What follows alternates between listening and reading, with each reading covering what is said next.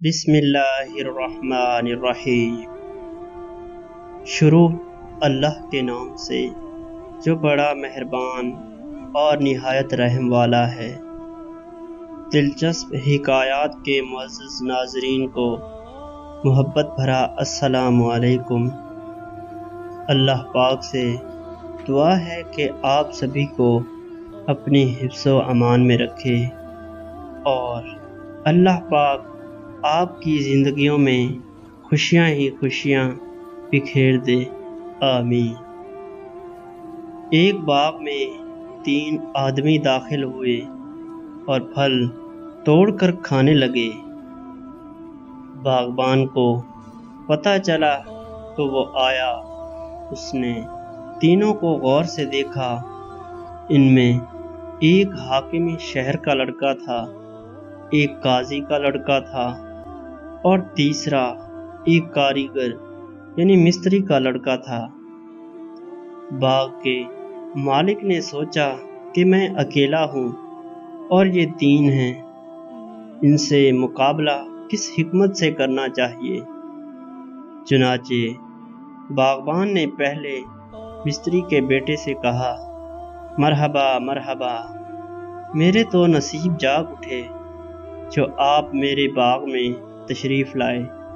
کمرے میں جائیے اور کرسی پر بیٹھ کر آرام سے پھل کھائیے۔ مستری کا لڑکا کمرے میں گیا تو باغبان نے دونوں سے کہا، جناب آپ دونوں کا تو حق ہے کہ میرے باغ سے پھل کھائیں، ایک حاکم ایک قاضی، مگر یہ دنیا دار مستری کون ہوتا ہے جو آپ سے برابری کرے۔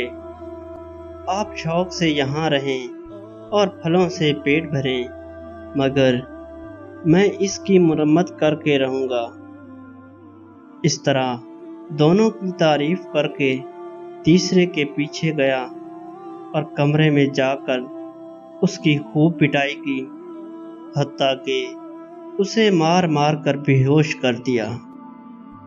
پھر باغ میں آیا اور قاضی کے لڑکے سے مخاطب ہو کر کہنے لگا، اوئے بے وقوف، یہ تو حاکم شہر کا لڑکا ہے، ہمارا سب کچھ انہی کا تو ہے، مگر تو کون ہے جو ان کی برابری کا دم بھرے۔ پھر اسے بھی مار کر نیچے گرا لیا۔ اب حاکم کا لڑکا اور باغبان اکیلے رہ گئے۔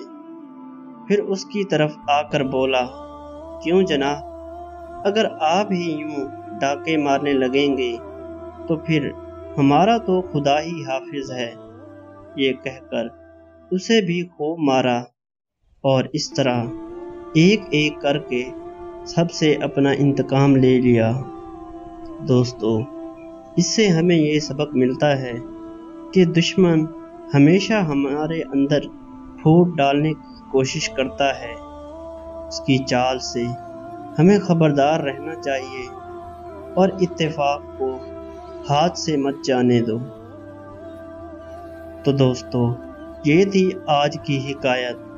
امید ہے کہ آپ سبھی کو یہ حکایت پسند آئی ہوگی۔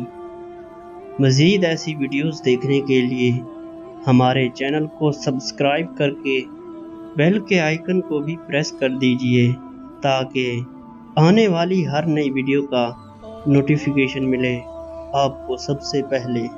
اگر زندگی نے ہم سے وفا کی تو آپ سے اگلی ویڈیو میں ملاقات ہوگی۔ تب تک کے لیے اپنا ڈھیر سارا خیال رکھیے اور مجھے بھی اپنی دعاؤں میں شامل کیجیے۔ تب تک کے لیے ہمیں دیجیے اجازت۔ اللہ نگہبان۔